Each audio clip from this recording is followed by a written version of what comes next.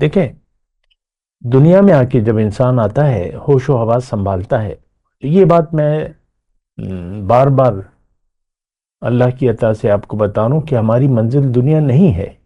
دنیا کی زندگی ایک امتحان ہے، اور اس میں وہ اللہ تعالیٰ نے فرمایا خود واضح طور پہ، خلق الموت والحیات لیبلوکم ایکم احسن عملا۔ موت اور زندگی اللہ تعالیٰ نے اس لیے بنائی ہے کہ وہ یہ دیکھے کہ تم میں سے کون اچھا عمل کرتا ہے۔ حسن عمل، اچھے عمل کے لیے عمل صالح، یقین اور عمل صالح۔ دیکھیں، میں قرآن کے مضامین سے نہیں ہٹ سکتا۔ جنت میں صرف وہ لوگ جائیں گے الا الذین آمنوا وعملوا الصالحات وتواصوا بالحق وتواصوا بالصبر۔ عام طور پہ تو یہ دو صفات آتی ہیں، تو وہ تواصوا بالحق تھوڑی سی تفصیل آ جاتی ہے، اس کی میں ابھی بات نہیں کر رہا۔ یقین آپ اپنی حقیقت پر، یعنی آپ کو اپنی حقیقت کا پتہ ہو۔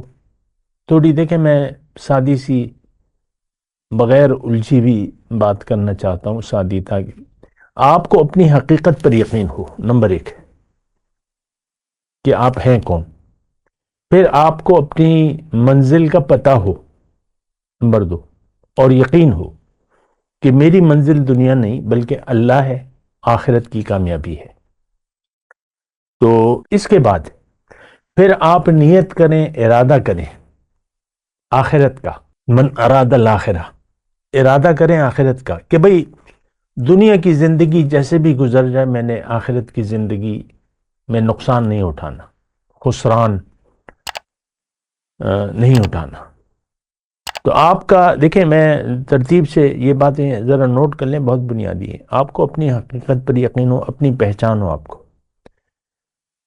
آپ کو یقین ہو کہ میری منزل رب ہے۔ پھر آپ کو یہ بھی یقین ہو کہ رب کو پانے کا طریقہ، یعنی رب کو پانے کا راستہ صراط مستقیم ہے، سیدھا راستہ، جس کی سورہ فاتحہ میں ہم دہراتے رہتے ہیں، اہدنا صراط المستقیم۔ پھر آپ کو یہ بھی یقین ہو کہ وہ راستہ صرف قرآن ہے اور نبی کا طریقہ ہے، ٹھیک ہے؟ تو یہاں تک پھر آپ عزم کر لیں، ارادہ کر لیں، اور پھر چل پڑیں۔